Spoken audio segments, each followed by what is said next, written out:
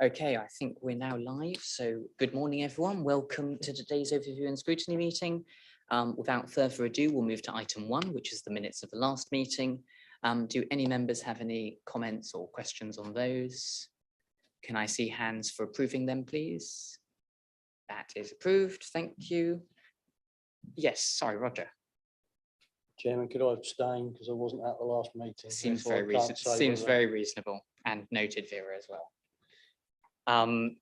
Item 2, apologies and substitutes. Ruth, do you mind just running through our rather longer list than normal of apologies and substitutes? Thank you, Chairman. We've received apologies from Councillor Burt, Councillor Eagle, Councillor Jeremy, Councillor Kybird and Councillor Nern. And we have substitute members, Councillor Clark, Councillor Jeremy and Councillor Atwell for Councillor Wickerson. Thank you. Thank you. And yes, apologies from Councillor Wickerson. Chairman's announcements, I have none. Items of urgent business, I have none. Declarations of interest. Do any members have declarations of interest they want to bring to the attention of the committee?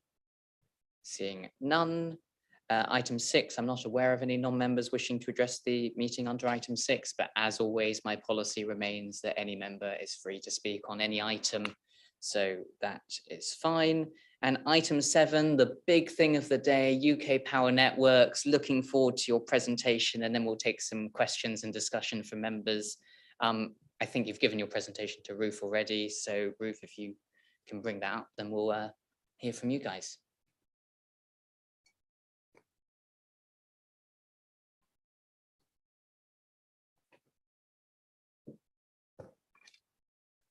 So good morning, everyone. I'll just introduce ourselves. I'm Michael Horwoods. I'm the Public Affairs Manager for UK Power Networks.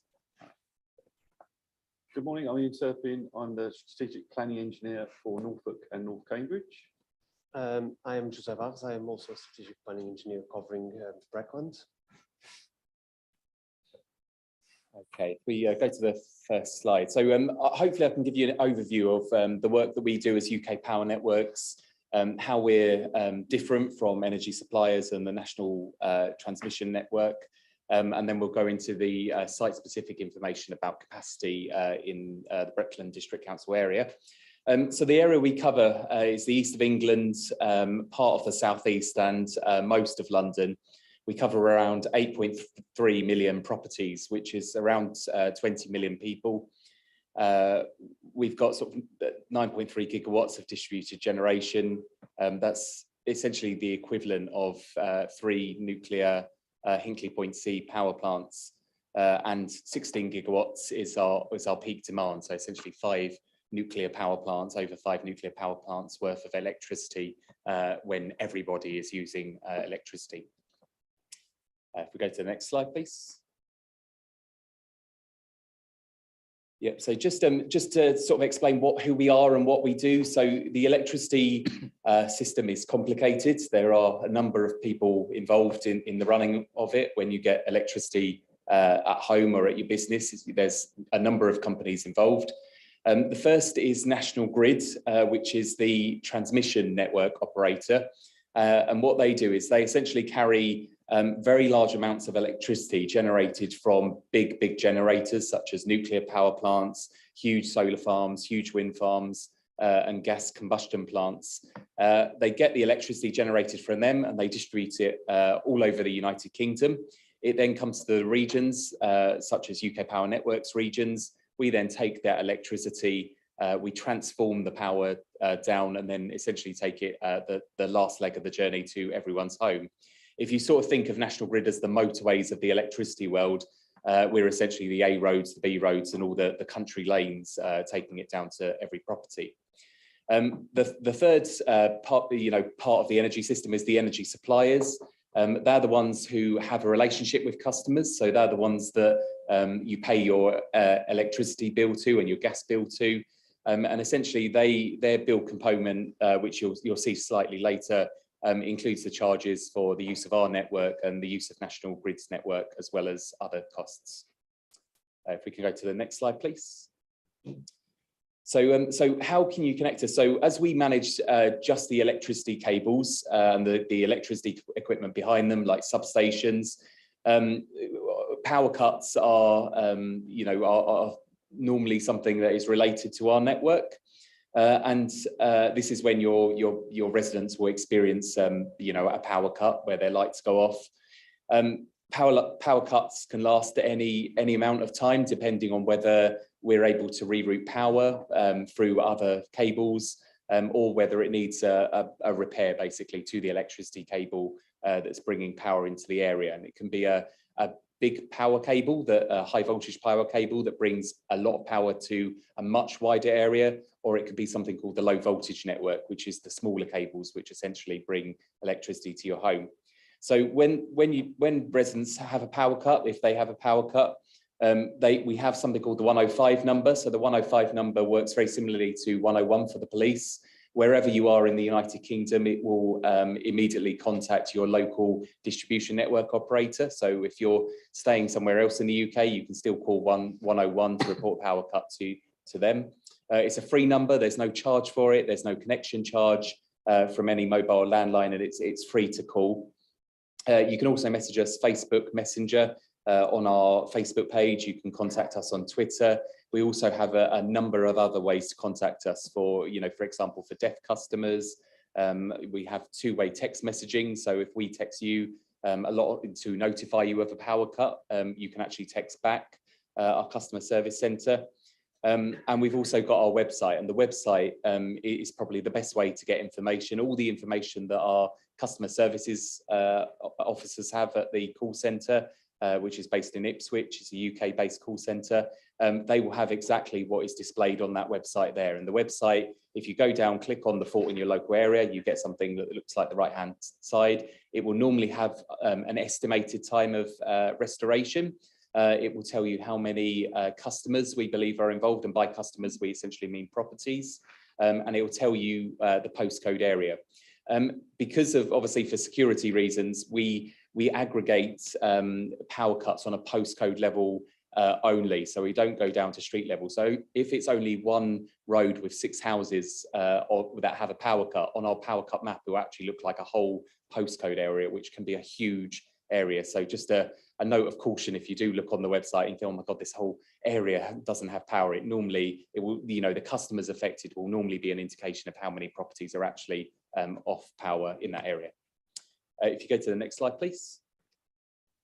So we do have something called the Priority Services Register. So this is an extra register to help UK Power Networks understand customers who are experiencing a power cut. So because we don't bill customers directly, you don't necessarily have a direct relationship with us. So we don't necessarily know who is behind the door of any property affected. So what their health condition could be, what their needs are, and all manner of needs. So we have something called the Priority Services Register, which is where customers, residents can sign up for free if they're eligible in a range of categories. So someone of pensionable age, someone, for example, who has young children, somebody who is reliant on medical equipment. They can sign up to this register, and it allows them to put their details in, their telephone number, their email. And if they experience a power cut, we'll essentially contact them proactively to make sure that they're okay. If there's a customer registered who you actually want to register a family member, so if it's someone who maybe might need some help from their family, you can actually register their family member on the PSR as well, so they get notified if there's a power cut in that area, which can be quite helpful for if you've got someone who needs that extra support during a power cut. So anyone who contacts us, we will always try to support however best we can, depending on what their needs are at the time. You don't have to be on the PSR to get additional support, but just by being on the PSR will mean that we know that you have a certain level of support required during a power cut. So, for example, it could be us keeping in contact. It could be us offering proactively a hot meal if it's a longer power cut. Could be keeping friends or relatives updated. In certain scenarios, if it looks like it's going to be a longer power cut, or if you have someone who has an urgent need that they perhaps are not familiar or have issues with a power cut. You know, if you've got people who are autistic or autistic children, we could perhaps offer them a free hotel. So we'll pay for transport, we'll pay for obviously the hotel and any food required to support them if it looks like a longer power cut.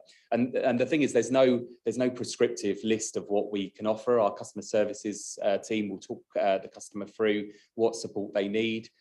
You know, we'll try to bend over backwards to help in any way we can. You know, for example, if someone's got pets and they want to go to a hotel and they need to go to a hotel, but hotels don't accept pets, our customer services team will actually try to find a hotel, no matter how far away, that can accept pets so that they can all go together as a family, for example.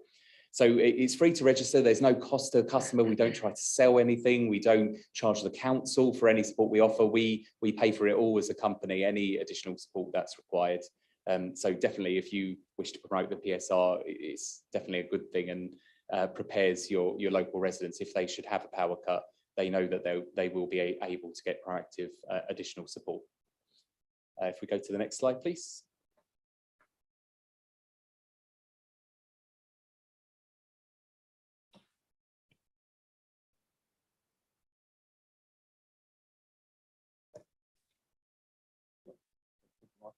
Yeah, so one of the biggest objectives and biggest challenges moving forward for UK power networks is enabling net zero carbon emissions. Thank you, Jose. As I say, there's sort of three main challenges. One is renewable generation. So we have over 7.7 gigawatts of distribution generation, renewable generation connected to our network, which, as Michael said, is equivalent to 2.5 sizable seas. Several generation sites are situated in Brecklands. We have the joint second smartest grid in the world.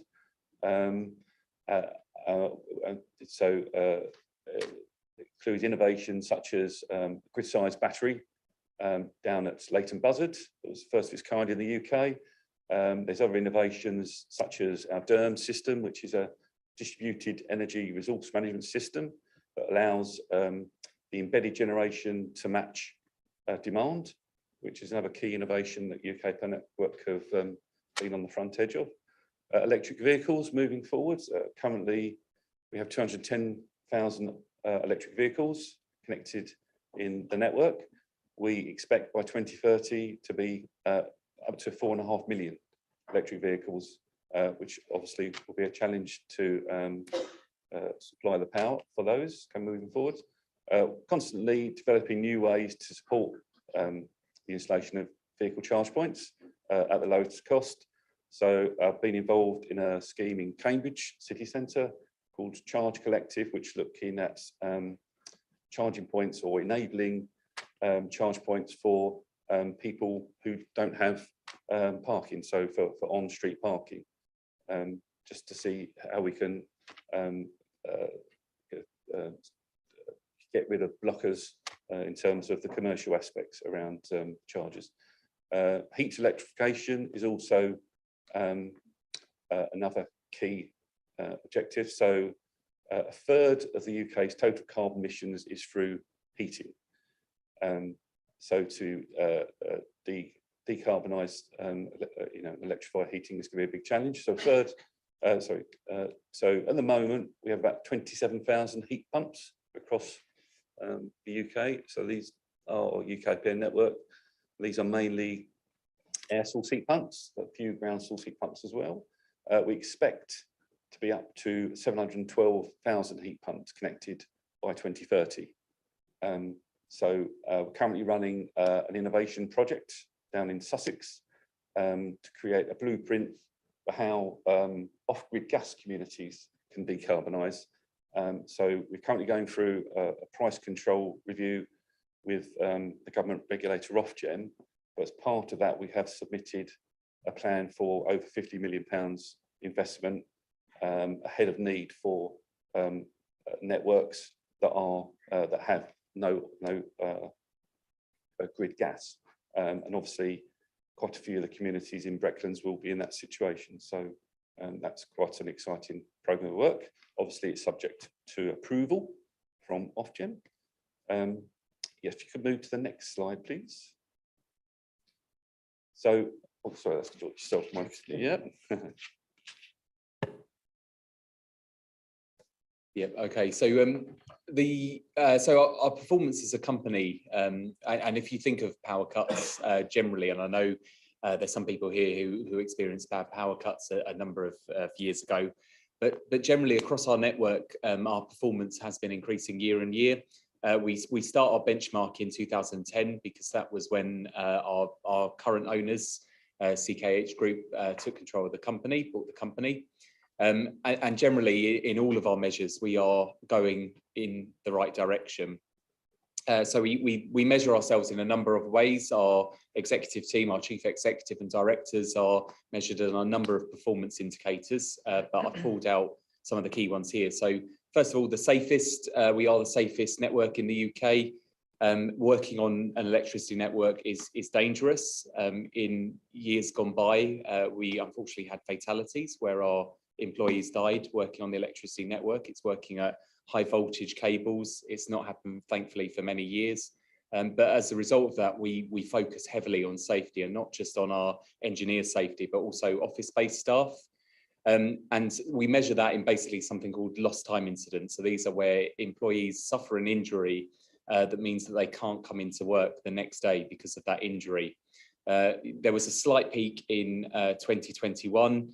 But this year so far, we've had no lost time injuries. You know, we're in September, so generally that graph has been going down the correct way. Customer satisfaction. So we, through our regulator Ofgem, our regulator often surveys customers to ask about how they felt UK Power Networks responded to them when they come to us. Many of those customers are power cut customers, so they are surveying them a few days or a week after they've had a power cut, and they ask them, you know, please rank UK Power Networks out of 10. How did they respond? And at the moment, on average, we're ranked around 9.3 out of 10, which, you know, back in 2010, customers would rank as 7.4 out of 10. And I think that's partly our response as we've developed more and more services. We've tried to improve our communication about power cuts, try to give certainty to customers about if they have a power cut, when they might possibly be back on for an average power cut. And then power cuts, bottom left, you can see there's two things we measure. A, the number of power cuts in a year spread across all of our customers, and B, the length of those power cuts. And again, you can see we've almost halved the performance, so that half the amount of power cuts customers experience in 10 years. And we've also nearly halved the power cuts, the length of those power cuts, from the average one being just around an hour to around half an hour. So the right-hand side is probably the most topical with energy, the cost of energy at the moment. Now, this is a bill before the current energy issue, so back to 2021. If we were looking at that today, or we were looking at that with a £3,500 energy bill, the blue bit of the circle, so the wholesale cost, would take around 3/4 of that circle, with everything else crammed into the 3/4. It's essentially the cost of generating electricity is the predominant driver for the energy bills as we know it. And that's because obviously, you know, obviously the price of gas is increasing, so that increases your gas bill. But we generate around 50% of our electricity in the UK through burning gas, through the combustion of gas. So of course, high gas prices then affect electricity generation, which then will mean your electricity bill goes up as well. So our part of the bill there, on average, it's around £81 a year.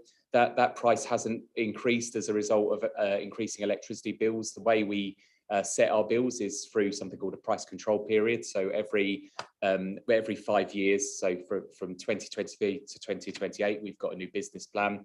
We submit that to our regulator, and we say we're going to spend this amount of money on investment, on upgrading the network. And then that cost is essentially spread amongst every domestic customer in crude terms. So that doesn't really change. It might change by a couple of pounds, depending on how much we're spending in that year. It's okay.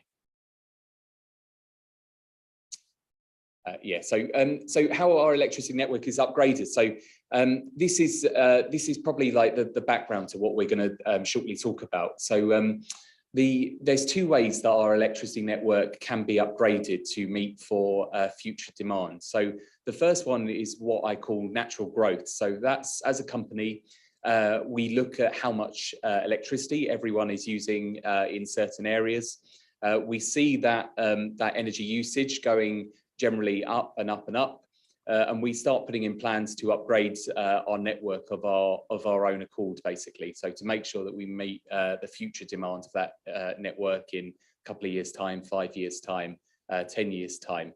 And this is something that is covered through the electricity bill, so that £81 a year. All of our investment plans and upgrading our electricity network is included in that. It's something called socialised costs, so everybody pays for the electricity network upgrade. The second part of how we upgrade our network is when a single customer wants to increase their electricity supply for a site. So it could be, for example, a property developer wanting to build 1,000 new houses in a field where there is no electricity infrastructure at the moment. It could be a business owner wanting to add a whole new kitchen with fan ovens and everything. That means that they require more electricity for their property above and beyond what would be the sort of maximum we'd expect for a standard property. Essentially, when we have these kind of scenarios under the national regulations by the regulator Ofgem, it will be the customer that upgrades, that pays for the upgrade to the network. So they will pay for the extension of the network if required. So we might need to upgrade a cable that goes from their property to the local substation. So we have to dig up the road or dig up the footpath, lay a whole new cable, a bigger cable essentially, to bring that power to them. Or potentially we might need to build a whole new substation on their site. And this is the part that can always be confusing, because customers, you will hear it from time to time where they say, oh, I have to pay for the upgrade of the network. Housing developers, sort of will say, I have to pay it because there's not enough capacity. And what that means is there's enough capacity for future demand for existing customers, but for new customers, they will be required to upgrade the network under the current regulations. And that really is the context of what my colleagues are going to talk about. So my colleagues are going to focus on natural growth. So that's where we are identifying the need to upgrade our network because of every customer, everyone in this room, perhaps using more electricity. And then there's separate sites where individual sites come forward and say they want to upgrade their sites. There's some exceptions, which is the bottom bullet point. So for example, if anyone wants to have an electric vehicle charger at their home, especially if they're, for example, down a country lane with a small electric wire running to them, traditionally they would need to pay for a bigger wire, essentially going down a country lane. They may need to upgrade their fuse board in their home. In years gone by, they would have to pay for that.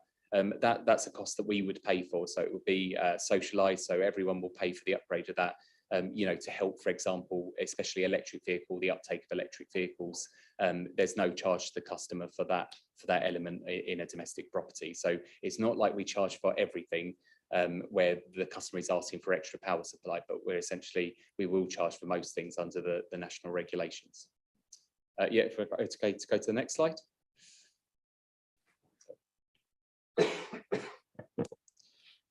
Thank you, Michael. Yeah, it's probably worth noting that the charging, access and charging methodology is under review with Ofgem, and it looks like that may change, but that needs to be confirmed at the moment. So what we thought we'd try to do is just to give you a flavour of how the electricity is derived into your homes.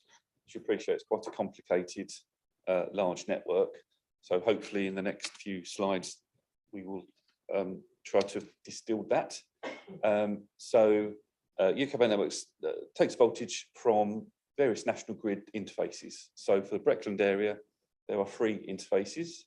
One is Walpole, which is just north of Wisbech, Norwich, and Bramford, which is just to the west of Ipswich.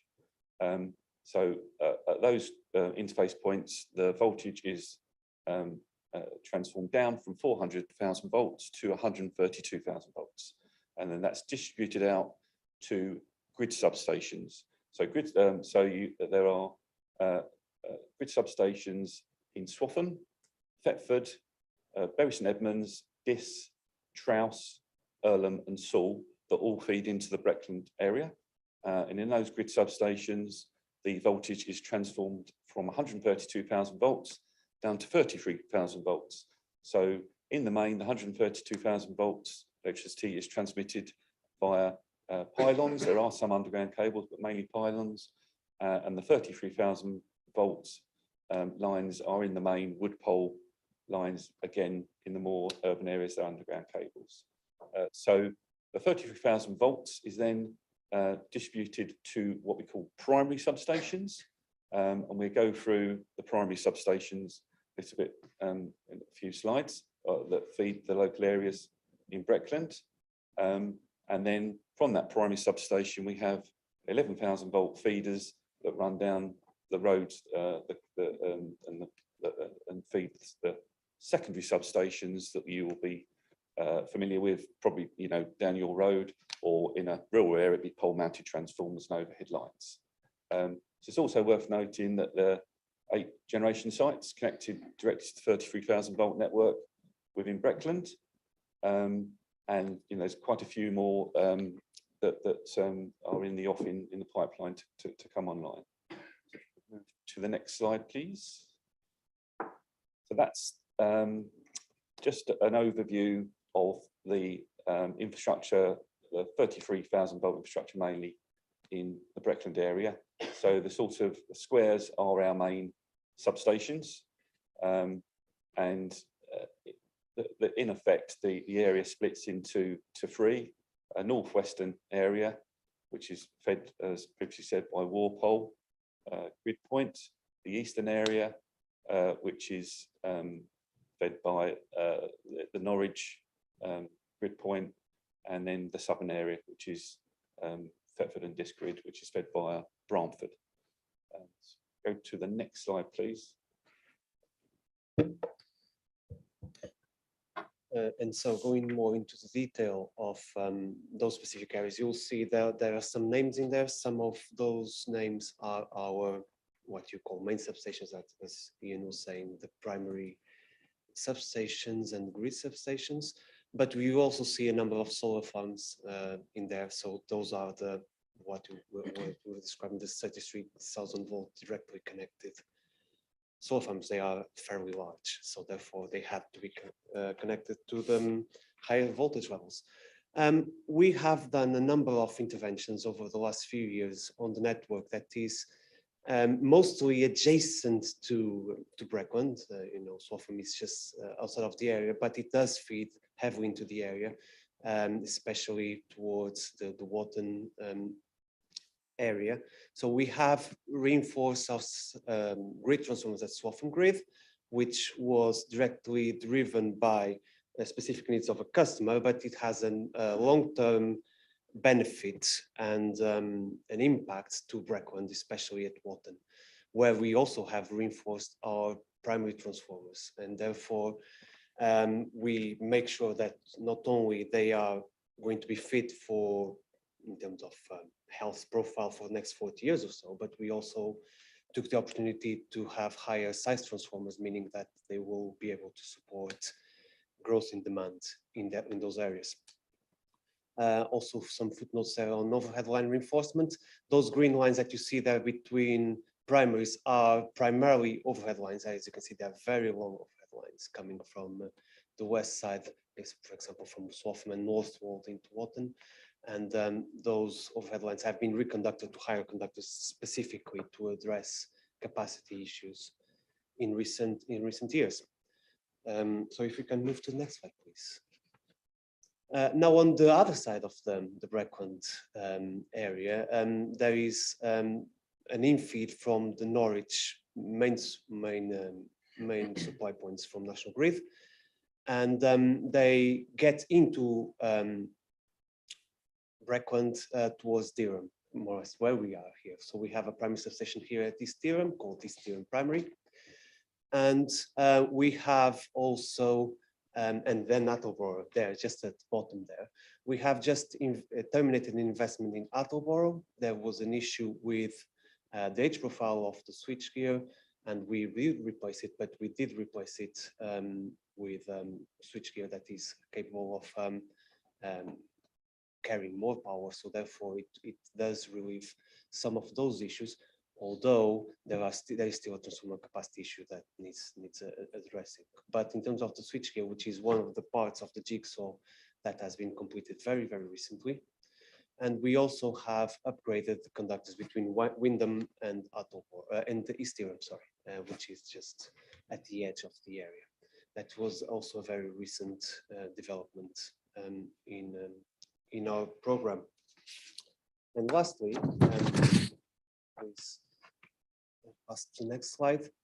On the southern area, which is supplied from Suffolk, from Bramford, just west of Ipswich, we actually do have 2 new infrastructure sites coming, 2 new primary substations coming, and both of them have been customer funded or are being customer funded. They are brand new infrastructure.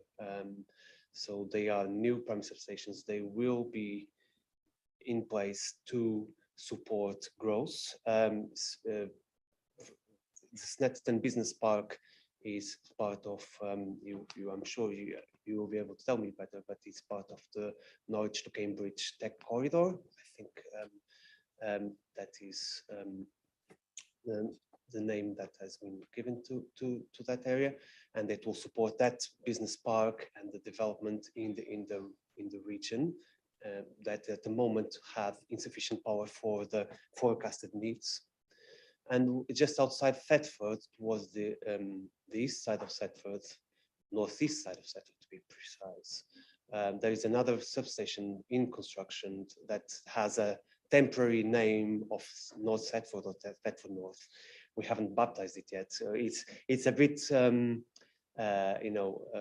in the program as compared to Snetterton Primary that should be energizing in not too distant future.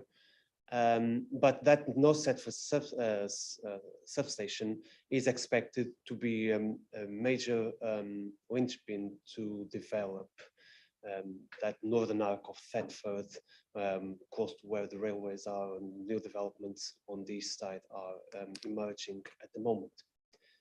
And both of those substations will provide long-term supplies to these areas in conjunction with the discussions that we've been having with the customer. Move on to the next slide, please. This is our last slide for today, and yeah, I want to pick up on some of the things that have been said today. So we've been talking about the transition of electrification of heat and transport. We've been talking of the seismic change caused by the connection of distributed generation, and I just want to bring again to the mix the situation with the national drivers for electrification and to move away from fossil fuels and to move towards a net zero future. All of those provided us with the need to create what we call distribution future energy scenarios. National Grid does them for a number of times. They would call just future energy scenarios because there was no others, but we and most of the distributed network operators across the country have created their own distributed future energy scenarios. And why scenarios, not just a forecast? Because there is a number of uncertainty aspects in place. We have, in this initial iteration, considered 4 scenarios, from a more conservative to a full go green scenario, and that measures differently in terms of how many cars do we expect to have on the network, economic growth, which then leads to how many properties move into heat pumps as retrofits. We are aware also of the 2025 cutoff for gas, residential gas. So all of those scenarios cater for those uncertainties, and that's why it's a scenario, not just a forecast. And as set out on the slide, they ramp up to 2050. They have been instrumental for us to, in our recent price control review period, which is ongoing with Ofgem, and we have submitted our plans on the basis of a given scenario of growth, which is a proactive and progressive growth scenario. But should that be even more progressive, we have submitted in our plans some interventions that will be required should that ramp up be more pronounced. It's on what we call an uncertainty mechanism, which we can call upon if things go a bit even more progressive, in a more progressive way than we expected. In parallel to that, we are spending quite a lot of money in the next few years to make sure that we are able to see more of the network at low voltage levels that we historically didn't, because the distribution network as it's been installed historically has been installed with very little monitoring at the lower voltage levels because there was no need for it. It was a flow of electricity that came from National Grid to the homes, and it came in a single direction. Now with the fact that we have generation, even at the residential level, and we have these power disruptors, where you can call it like electricity heat pumps and the EVs, there is a greater need for visibility and monitoring. And having that in mind, we are investing quite a lot of money in trying to get more visibility of those networks to make sure that we are able to inform best our investment plans, because as it's been mentioned before, a ramp up from just a few tens of thousands of electric vehicles to a few million would take immediately a lot of reinforcement from the bottom up. And we want to make sure that whatever we do in terms of reinforcement is sensible, and that we are able as well to measure and see, to try to find other ways to do other than traditional reinforcement. If we are able to see more, we are able to probably drive incentives and on tariffs and things like that in conjunction with suppliers. Of course, we are not suppliers, but we can try to inform better the UK PLC such that we limit the amount of reinforcement that otherwise would be very, very pronounced. And I'll stop there. And thank you very much. Next slide is just the final slide. Thank you. All right, well, thank you very much for all of that. I will go to members for any questions. I've got Harry first. Go ahead, Harry, and then Roger. Yes, thank you very much for your presentation. I think probably the Commission, and also yourself, didn't probably anticipate that today's presentation would coincide with the big announcement today. So we didn't have a crystal ball. Got a couple of questions, but thank you very much for that so far. Most people don't know a huge amount about what goes on in the background until something goes wrong, and then everyone appreciates what they haven't got. I'm young enough to remember when there were blackouts in oil crisis in 73, and TV shut down and candles and things. It was very romantic and fun when you're a kid, but not when you've got a family and you're old running a business. A couple of things. One is the Priority Services Register, which obviously sounds useful. I know that customers, domestic customers, you get invited to make your own energy supplier, E.ON, EDF, whoever, aware if you are, a vulnerable customer, etc., special needs.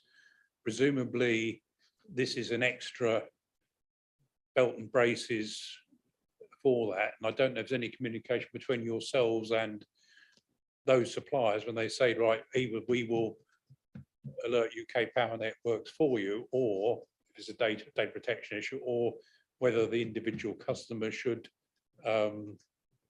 take that action themselves. Obviously, outside individuals like us, a lot of places like care homes and so forth. The other thing is, in terms of outages and predicting yours, it's more around possibly the national grid in terms of backup. Presumably outages are going to occur when you get a excess of interruption of supply. You might be accident, national incidents, excessive demand over supply. And there's also the predictability that when you come into certain periods of the year, well, I know, for example, in certain parts of the country, when you're getting wind, etc., and you get flickering, you get interruptions. So I'm making the assumption that, as with any organisation, you've got the backup, so you know that, right, we need to increase our capacity there. It may not happen, but just like with storms, we know that this is going to happen. And I'm assuming you have that backup there. Even then, you still obviously have got to allow for the unpredictable nature sometimes of our weather. Thank you. Yeah, so just to respond to that, so the priority services register, yes, with energy suppliers, there is an industry agreement, which means that they proactively share with us their data on when people register. Of course, often the issue is, and that's why I think in the slides there was around 20,000 households in Breckland District Council registered. You know, a big part of that will be the energy suppliers providing us with the data under national agreement to give us that information. The problem is that where people are, you know, are volatile, they move property, they have new people move in, they have moved people out to different properties. Although it gives us a good snapshot, it doesn't give us a completely accurate snapshot. And that's what we always try to just encourage with the PSR, because it doesn't matter if we get the data twice, our system will just merge that data and bring it in. But quite a lot of the time, phone numbers change, things like that. So yes, we do get it. The only thing that we don't get is through water companies. So water companies also have a priority services register. We're trying to work with water companies to get a data sharing agreement that we can equally share that data with. But so far we haven't managed. It's, you know, as you can imagine with GDPR, it takes a lot of time to process and to reach those agreements and satisfy each other companies, there's safeguards in place. But yes, certainly with the electricity suppliers, we've got that. The gas networks don't have a priority services register. They rely on the energy suppliers providing that. So yeah, it's the water companies is the one that we're working on actively.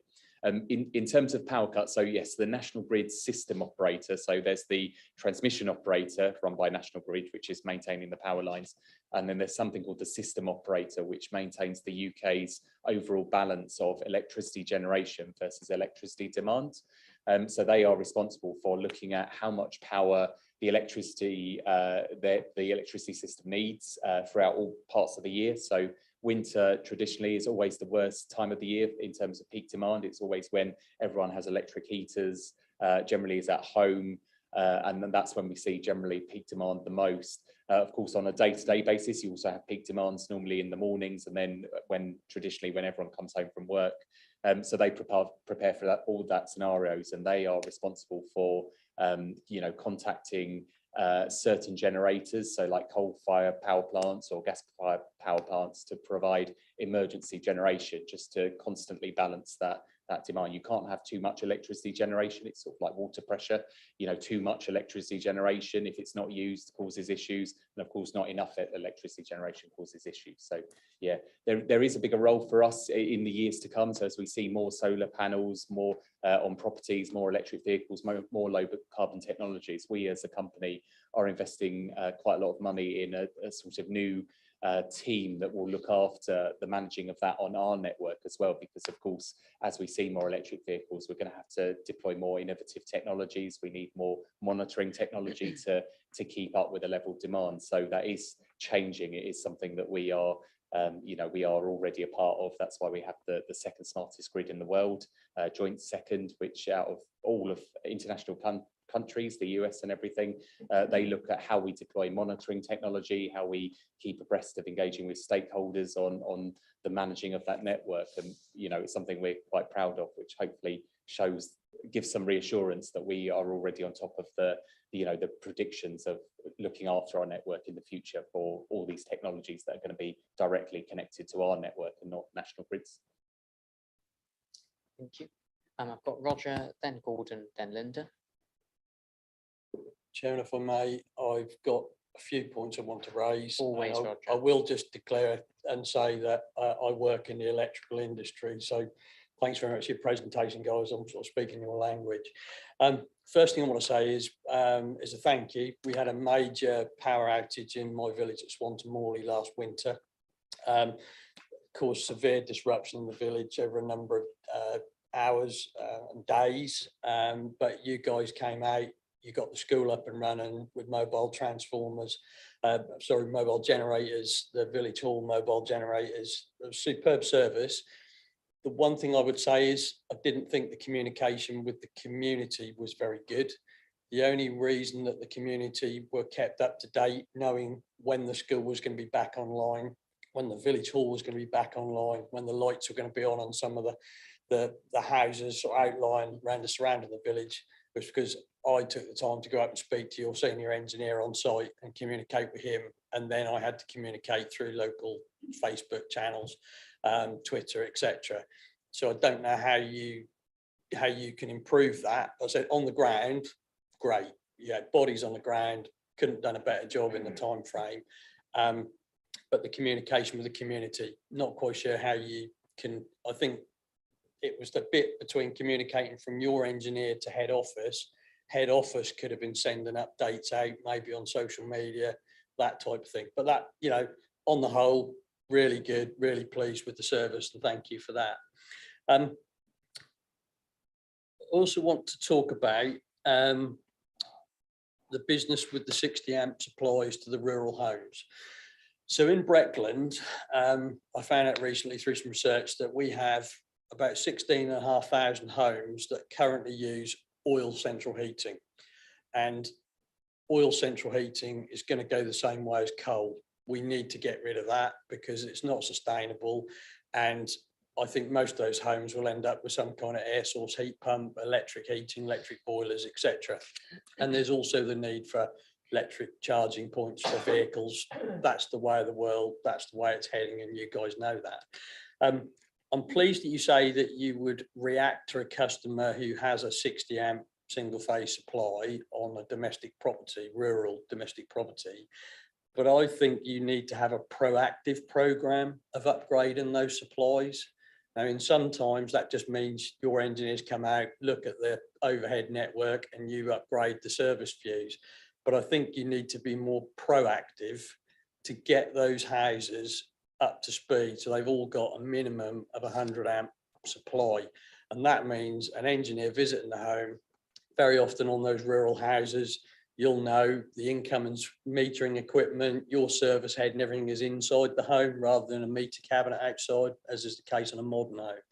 I would really like to see something more proactive to help those rural dwellings, so that they've got the facility there. And at the same time, if you put in a new service head, very often that means they have a better earthing facility. I'm not going to bore people with the technology here, but a lot of rural houses have an old earth stake, bit of metal pipe in the ground that they use as an earth, whereas they can connect to a protective multiple earthing facility that you guys provide. So I would ask you to take that away, please, and see what you can do to be proactive to help those customers. In terms of my next point is I was always told that there was two things that greatly affect the human condition, have an adverse effect on the human condition. One was bereavement, the second was moving home, but I can tell you the third one is trying to manage and procure the upgrading of metering equipment in somebody's house. One of the peculiarities of privatisation of this industry is many years ago, when you wanted service fuse upgrading, the meter cables, the metering equipment, somebody like me or the customer would phone up Fred at Eastern Electricity at Duke Street in Norwich, and Fred organised everything, and he'd say, yeah, know the address. They came out, they did everything. The problem you have now is, and I've had this because I run a electrical contracting business, so I speak from first-hand experience. The problem is you have to try and manage communication, not only with yourselves, but the people that are actually supplying the electricity. Generally, I have to say, dealing with UK Power Networks, I find the telephone service very good. Where the system falls down is, and I'll give you an example, we had a job where you guys had to come out and upgrade the incoming service fuse. The metering equipment needed to be upgraded. You guys turned up, 3 engineers to upgrade a fuse. They said, oh, yeah, but we can't do that because the metering guy needs to be here because the piece of cable between the service head and the meter needs to be upgraded, and we can't do that. That needs to be your metering supplier. So then you've got the issue of trying to get the electric supplier and they subcontract those metering services out. They don't employ these people themselves. They have to come out, and you've got to try and manage the process. The customer has to manage the process between the electric supplier and you guys to get everybody there at the same time. And this, I'm telling you, is taking months and months in some cases where this isn't happening fast enough. So I'd like to know what lines of communication you have with the electricity suppliers, the people that people pay bills to, and what can be done to streamline that process to make it much less stressful for customers and people like me on a technical level. Is there something that we can do to assist you? Because it's getting worse, it's not getting better, and we need to resolve that. So there's lots there from me. I'll look forward to the answers, Chairman. I'll pick a few now. So I did allude to the fact that we've asked for some funding for an off-grid gas programme of reinforcement work. So we're hoping that will pick up your point where you're saying that lots of communities that are off-grid gas are oil heating, which they're going to have to change to some form of electric heating. So we've asked for just over £50 million worth of investment, so quite a big investment.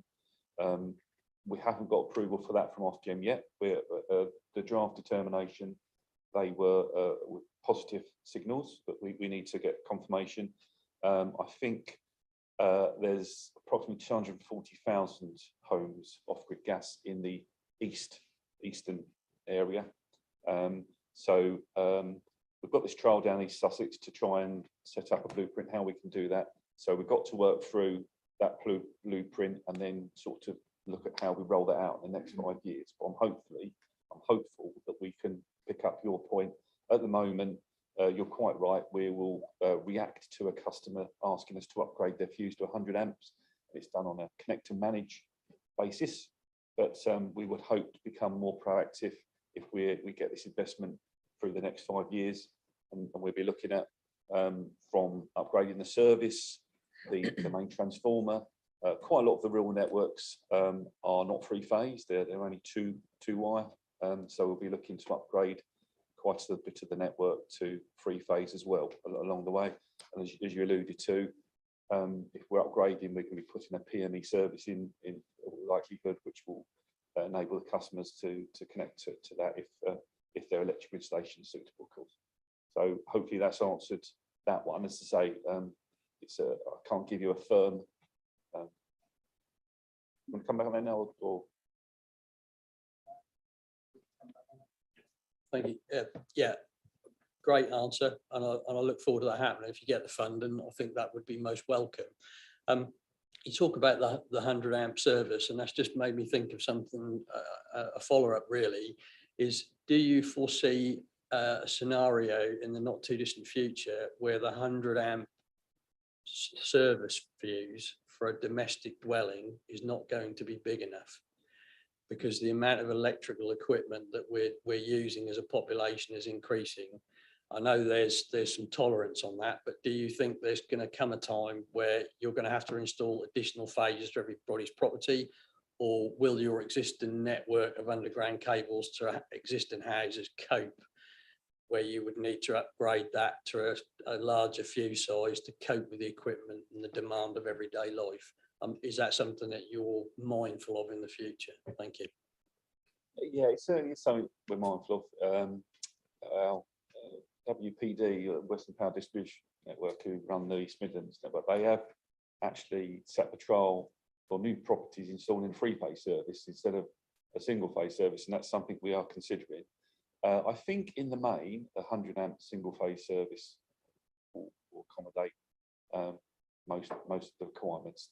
Obviously, it depends on the size of the house, but it certainly has some technical advantages. Have three-phase services, it spreads the load more evenly, balance the load up on the phases. But we've got no firm proposals on that, but that's definitely on our radars. But more to do with the balancing the load across the three phases better. Yeah, I think to pick up your other point in terms of the coordination between suppliers, I've been my previous roles, lead field engineer in the operations department, and I face these issues firsthand, and I completely understand where you're coming from. It's difficult to coordinate ourselves with lots of different suppliers and meter operators. We have come up with an agreement now where our staff will be allowed to move an existing meter. So if we have a service alteration, currently, as you say, you have to make sure that we're there, the supplier's there, the electrician's there, which can be a bit of a headache. We have recently, say it was quite difficult to get agreement, but we've got agreement with the meter operators that they will let us move the meter in for service alterations, which streamlines that process. As I said, it is difficult for us to try and coordinate that, because there are also obviously so many different suppliers, which is good in terms of you know, competitive, etc. It makes it quite difficult for us to coordinate that. Not sure if we've got any other. If the actual meter needs upgrading, then I think it's probably going to have to be the supplier, because it's their piece of equipment. It's a simple move, then I think, you know, the proposals we've got, and we need to train our guys to do it safely, obviously, but it's not a big piece of work over and above what cable joiner or linesman normally does. But that side, I think we're just moving meters. We should be able to do that going forward. New meters, I don't see us being able to do that. You know. Yeah, it's the meter tower size as well. Yeah. Thank you. Gordon, then Linda. Thank you. Well, I'm not very technical. I can flick a switch, press a button and turn a knob. Okay. And I realize that you are Power Networks, not National Grid or any other bit of the hierarchy, but I did want to ask you a question about generally upgrading the network locally in Breckland, and more particularly to ask you about capacity. We get everywhere we turn, it seems, the answer that yes, but that area is short of electricity. Now, it's something that I'll accept that I don't understand, at least not fully, and I do in part. But another question that I get asked continuously because of where my ward is why are we putting up with these trenches being dug through our area to go to Necton, but we can't get power out of Necton? Now, I think if you wanted to spend money, the best thing you could spend money to is scaling down the power in Necton so it could come out of Necton and power towns like Swaffham and Dereham, in fact, and other parts of Breckland where we actually need power. I know you're not going to do it tomorrow, but I think it should be on the cards, because this part of Norfolk will need much more power. We want to bring industry into it. We want to bring workers into it, and we are building new homes in it. And I'm told we're going to run out of power soon. You may tell me that's a little bit rubbish, but I would like you to do all you can to get access to Necton, or certainly to increase the power in Breckland. Thank you. Well, thank you for your question. Two-part question. So in terms of the capacity issues locally, in the presentation, we touched on a few of the things that we have addressed. And for example, the upgrades of transformers in Wotton, the construction of new infrastructure from scratch, from brownfields in Snetterton and in the North Setford area, which will not just provide, it has Setford in the name, but it will, where it is economically viable and technically viable, we will feed as far as we can from those places. In terms of the capacity being short, it depends on the relative size of things that we've been asked to connect. As you've seen from the presentation, we have supplies into Breckland coming from different parts. Some of them quite extreme in terms geographically extreme from Breckland, and that is how the network grew over the pre-post World War II period naturally, and it was extending. So it was a growth that was in proportion to the needs that were known at the time. And at the time, the average use per household was different from the household needs that is a future home will have. And if you consider how you would, in average, on average, I'm thinking about average, I'm not thinking about a single property, but you think about over 1,000 properties, how much power they use. The expectation with the transition from electrification of heat and transport alone would be that the loads can triplicate, go by a factor of 3.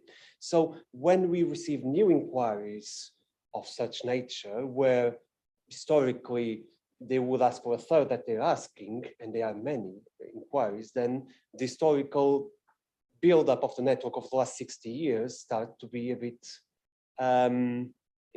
outdated, or it doesn't cope, it doesn't require quite a lot of reinforcement.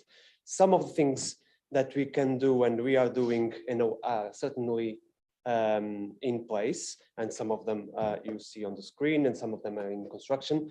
But I can safely say that for the time being, for our forecasted needs and for the next 5-year regulatory period that we're looking at, we think we have catered, or that we are in good shape to meet the needs. But as I say, we have our distribution future energy scenarios that if things ramp up differently, then we will have to react. And also there is that aspect that was mentioned about customer contributions in our regulatory obligations, in terms of customers also funding their part of the reinforcement. That might change as mentioned, but there is this expectation that large disruptive increases of power in the area with the customers that apply for them would have to contribute. So that is my first part of the answer. Sorry, so- can I stop go you? on. And just let Gordon come back on that first one. Well, yes, you were going to answer the question about Necton, would you? Because that's specific. Yeah, so when someone comes to me and they says, well, we can't open our business in Dereham because we are told by our power company that there is not enough power available in Dereham to run our fairly energy hungry business, can I say to them, well, if you go to UK Power Networks, they're going to say, fine, mate, we'll sort it. It depends on what they're asking for. We do have sufficient capacity in foreseeable future. We're not expecting to run out of power from the things that we know, but we receive every day a lot of inquiries from distributed generation to demand, businesses, as you say, or from property development, etc. And we need to every single of those applications assess them against the needs or the realities of the network. And if we can accommodate them, we will accommodate them. If we cannot accommodate them, we will give the minimum cost overall reinforcement scheme that will get them the power. And according to the rules that we have at the moment, for example, for a business as you describe, it is likely that the customer will have to contribute with a part of it, and will have to contribute with another part of that reinforcement, and that is codified. So that is a public. There are rules for that in terms of who contributes with what.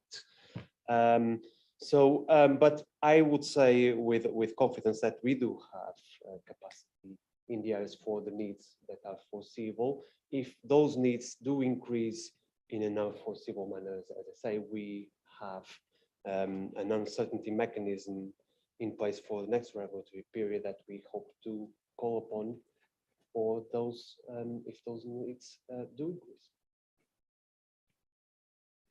If I could just jump in, I think there are two parts there as well. When we talk about and you will hear it, if businesses come to us and say there's not enough capacity, as Jose just mentioned, it is often that that individual, that business, is required to upgrade the network. So they're asking for more power to their single property, and under the regulations, they have to pay for the upgrade required to the electricity network to supply them. With the thinking behind the regulations is that ultimately it's a political choice of who essentially pays for network upgrades if an individual person wants more power to their property above and beyond what an average property or an average business property would use. The choice is either the customer pays for it, through the current process, or that upgrade is socialized amongst energy bills. And of course, the focus has always been national in national policy to try and keep costs low, and therefore it's the applicant who will pay for the necessarily upgrade and the work required to connect to our network. So if they need an electricity cable from their site to go to the substation, the digging up the roads, the cost of the permit, the cost of the labourers, it will be them that pays for it. So and it's something we come across quite often, that businesses or housing developers will say, "Our UK power networks, I can't build 3,000 houses here because there is no capacity." But what it essentially means is there's not enough free capacity to allow them to build their property without having to pay for a network upgrade. For a domestic homeowner, there is plenty of capacity. Less than 1% of all of our power cuts are affected by load issues. So where people are essentially using more power than our equipment can cope with. And many of those will normally be because there is, for example, an illegal connection to the network, or somebody is using more power than expected for a number of reasons on the network. So I can understand when a new house is built or something, people always worry, oh, there's not enough electricity to go around, but the system doesn't work like that. Whenever we get someone ask for a new house or an upgrade to their property, we assess the impact on our network, and all the way upstream to the largest grid supply point, 400,000 volts. We make an assessment of what needs to happen on that network to cater for that, and it might be nothing. It might just be a cable connected from a substation.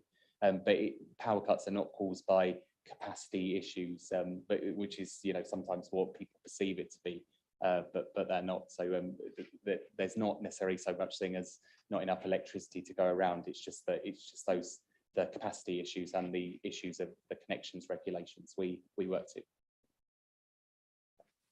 Happy, Gordon? Or happy as you can be? Well, yes, I'm happy with the answer. The answer is somewhat different to answers I've had before when I've asked this question. So it is something I'd like to think about, and I may drop you a note.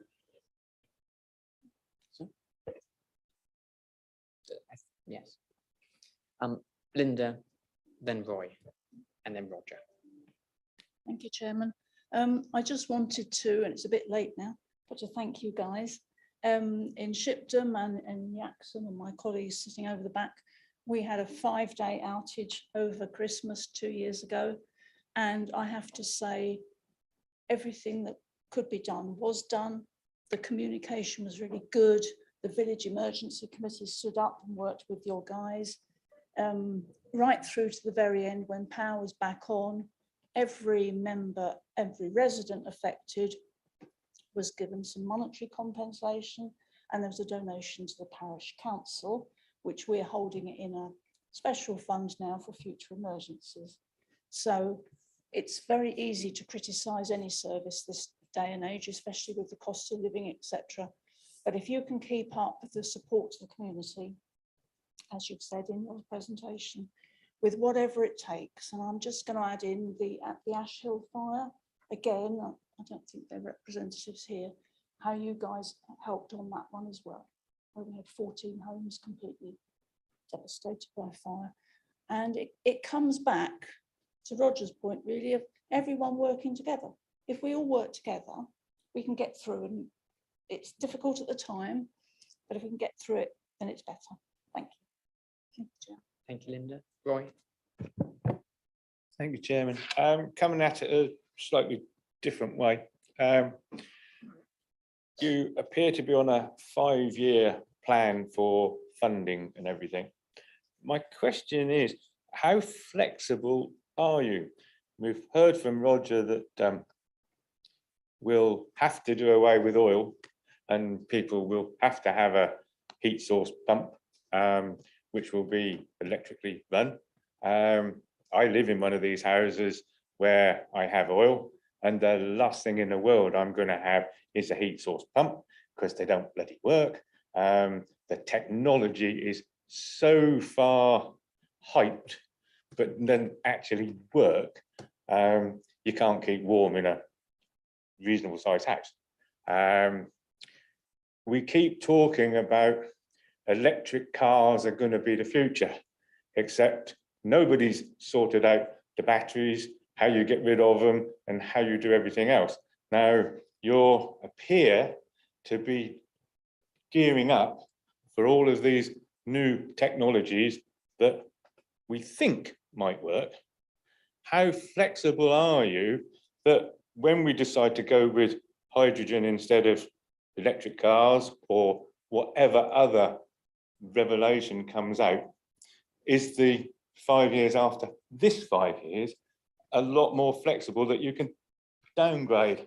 You know, I don't honestly believe every house is going to have an electric car. So, you know, I'm just so keen, and people keep saying you've got to be proactive, but you have actually also got to be retrospective and look at it and say, please, let's get the stuff here before we start spending thousands and millions of pounds getting ready for something that may never happen. Yeah, so through our price control review, so there's been a couple of amendments made to price control reviews. The biggest one is that they used to be an 8-year funding period. So our current one was 2015 to 2023. So the government has shortened that now to every 5 years to ensure that, you know, we keep up to date with the development or non-development or deployment of low carbon technologies. There is something called uncertainty mechanisms within our funding formula. So that allows us to adapt should low carbon technologies come quicker or not come as quickly as we anticipated. And you know, just to give you an example, electric vehicles is a good thing. Under all the projections that companies made, national companies made in 2013, electric vehicles actually didn't materialize like in the time we expected them to. And we, of course, have invested in the network, but what we've essentially done is not spent as much money, which then means that bills have essentially become slightly cheaper because we haven't needed to spend that money because the low carbon technologies come along. So there is a mechanism by which we can ask for more money, i.e. increase bills slightly or reduce bills slightly, depending on whether those technologies come along. But we use the distribution future energy scenarios to try and give us the best guide of what is likely to happen in the next 5 years, but there's still the way to deviate from that, whether they come or don't come accordingly. Thank you. I should say other views on ground source heat pumps and electric cars are available as well. I have a quick question and I'll come back to Roger. I mean, so one thing I would say, I remain astonished that it can be efficient for us to have a Hong Kong tycoon run our east of England electricity transmission grid. I see we're potentially being sold for 15 billion to some Canadian pension funds and maybe Macquarie. So that's as an aside, but you are a very profitable business. And clearly very valuable. I wanted to understand, so some of the points Roger's made and then the discussion around Necton, it's all very well us bringing you into our committee and talking to you, and it's been very helpful getting a better understanding of how you work and some of the more local issues you've been dealing with. But what can we do to influence you in terms of your plans and your upgrades? Because I mean, it would be great if you proactively upgraded the 240,000 houses, clearly not all in our area, who aren't on 100 amp fuses, or if you work to improve the earthing that Roger was talking about. I don't pretend to be an expert at this. I skipped Triple E at Imperial. I did physics instead. But what can we do if we say we think this would be a good idea and our residents would benefit from it? What can we do to try and make you get it in your plans? Or are your plans entirely run through the regulator, and actually it doesn't really matter what we say, it's what you put into the regulator and then the regulator says yes or no to those plans? Yeah, sure. Of course, just to answer the first point. So, you know, we previous to our current owner, we were owned by EDF, which, as you may know, is owned by the French government partly. But we generally look at our performance and we say, you know, our owner, it lets us run our network as we do. Our chief executive and executives are all based in London full time. Nobody else runs this company apart from them. Obviously, we have a board, but day-to-day operations is run solely from London through our directors. But the second point, so we are developing something. We've got a proposal in our business plan to create something called a local area energy planning team. And this is a mechanism that government and something called Energy Systems Catapult has developed to basically help councils facilitate decarbonisation in their areas through creating something called a local area energy plan. And basically what that is where the council, through its visibility of future developers, future developments, its own ambitions, if it wants to decarbonise its estate, maybe look at renewable generation, it can build one of these plans as a council, through also probably the county council as well, and say, look, we think we're going to need this demand in this area by this date. And essentially what it will allow us to do is invest ahead of need. So build the additional infrastructure that may be needed to facilitate those kind of developments ahead of actually needing it. So traditionally what would happen is the council would, go through the whole procurement process of maybe looking at building a solar farm, maybe deploying a number of rapid charge points, highly intensive energy charge points, come to us and we'd say, oh, that's great, we need to upgrade the infrastructure, will take 2 years, potentially 5 years if it's a big solar farm and big project. What local area energy planning allows us to do is if we have a plan, through the council that says, right, we want to develop all these low carbon technologies and we feel confident we've got it in our plan to deploy them, then basically in the next price control review, we can use that evidence to basically go back to our regulator and say, look, we need to improve the infrastructure in this area because this council is fairly confident that these kind of things are going to come forward in the future. And Ofgem would allow us essentially to do that through that mechanism. They've signed it off in the draft business plan. They think it's a really good idea to help local leadership, sort of in decarbonisation. In things like the 100 amp fuses, we will definitely take that back. I need to speak to our colleagues about, what that could look like, but definitely in terms of deploying decarbonisation, that is something we're looking to work with councils very shortly. I'd love to speak to your energy officer or a climate change officer. I know district or borough councils don't necessarily have the resources of the county council in terms of decarbonisation, but it is something moving forwards we're really keen to work with local government on to, because obviously you're the best people in your local area to know your local businesses and residents' ambitions for decarbonisation. Okay, Rob, do you want to just? Yeah, it's just to introduce my colleague Steve James, who's one of the directors in our team, and he'd be your point of contact. So I think from my point of view, we're as Gordon said, we're a pro-growth council, want to see growth, economic growth into the district. And at the moment it's, you have to wait for the inquiry to then approach you, and then actually you've lost the business because they've gone somewhere where there's already a supply in place. So anything we can do about this proactive, predictive sort of understanding of what growth we'd like to see. And for me, it's when it goes outside a patch as well, because having some direct involvement in a publicly funded intervention at Snetterton, my understanding is if that grows and that requirement grows, it would require investment in this sort of the next stage in the hierarchy. So I can just about get my head around power at Snetterton and what that means. But clearly at Snetterton, there's power going out as well as power going in. And my understanding is to capitalise on both on export and import. Significant investments needed further up the hierarchy, which I don't understand. So I think Steve's a good contact from a decarbonisation point of view, but really like to have the conversation about if growth in Breckland as we go through a local plan process looks like this, an energy requirement might look like that, and get ahead of the game so we're not losing economic investment to other areas where they've got established power connections. Thank you. And equally, I think we're very interested in, and I don't know how granular your data is on being able to say, I know that this property doesn't have a 100 amp fuse. I know this property hasn't been updated for 50 years, etc., etc. But if you've got that level of granularity and there's something that the council can do to work with you to try and improve electricity connections generally in the district, then I think that would be of interest to us. But Roger. Yeah, I have a question for the gentleman back, but I just wanted to come back on what Councillor Brahim said. Councillor Brahim, I would just remind you that mankind's always evolving. We're great with technology. We had an industrial revolution in this country. We had coal-fired steam trains and people said they were the future. And then we improved the technology on that. We put a man on the moon. Mankind is always developing technologies. And electricity is a very, very clean form of energy. And that is the future, I'm afraid, for heating and powering people's homes. and fossil fuels will go the same, oil will go the same way as coal.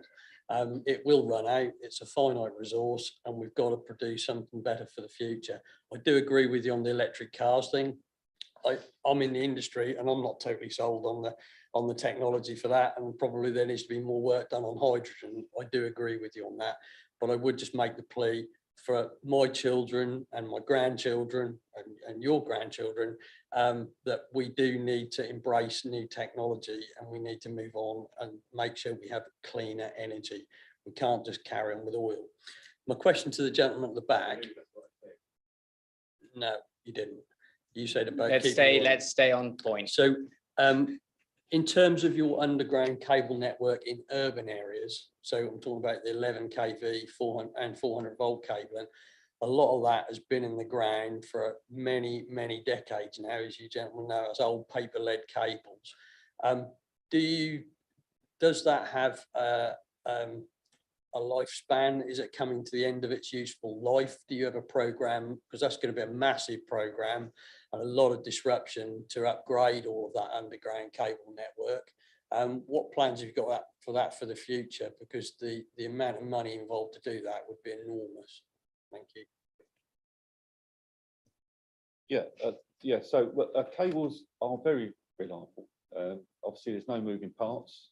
And although you're quite correct in saying that some have been in for a number of years, they are still performing really well. So there's no wholesale proposal to overlay older the paper insulated cover cables. However, we may have to overlay them in terms of reinforcement. So there may be a secondary, as a secondary benefit through reinforcement. We may be replacing those cables.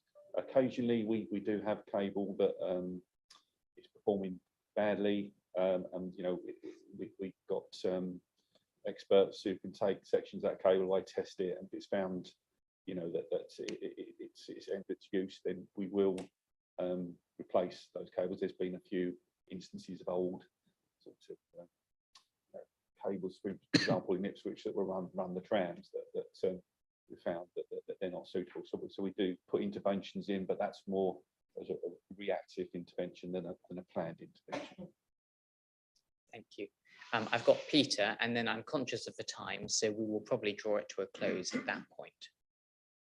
Yeah, thank you, Mr. Chairman. Not a question really, but I have learned a lot today from this gentleman and with Roger's input as well. So I'm looking at my property. I can say the contact text system works very, very well when we have power cuts. Those in my ward are not signed up. I can get the information out because they're on Facebook saying, oh, what's happening? And I get it out there. So that really, really works when you're signed up to that. And I must admit as well, I'm in the northwest area, right on the border there at Kings Lynn. The impact of the power cuts and the time they're off is rapidly reduced in the last 10 years. They definitely have gone down. That is evidence for that. I can answer, well, what about the electric cars? We're not, like I said, we possibly won't all have one electric car, but there is innovative companies out there already in Japan and America who are holding pools of electric cars where you can ring up one day you want a car to go somewhere. So that might help us through us all not having a car, which is possibly not impossible. And now I can answer for you on one of Gordon's questions. Residents complaining about pylons having to go up, cable in, going under the ground through Norfolk from the coast. Well, if you're going to screen for green energy, then you're going to have to put up with the facility, what brings it from the wind farm out in the North Sea into Necton, where it can then supply Swaffham with its power. Thank you. Thank you very much. Oh, I must come back on that. The problem is it can't supply Swaffham with its power. Because and this discussion it comes out at about 10 million volts after the meeting. Sorry. Thank you very much indeed for your presentation and all of your time. We look forward to working with you as a council, and I am going to call a comfort break at that point. We will reconvene at 11:30 for the next item, and thank you. Yes. Thank you.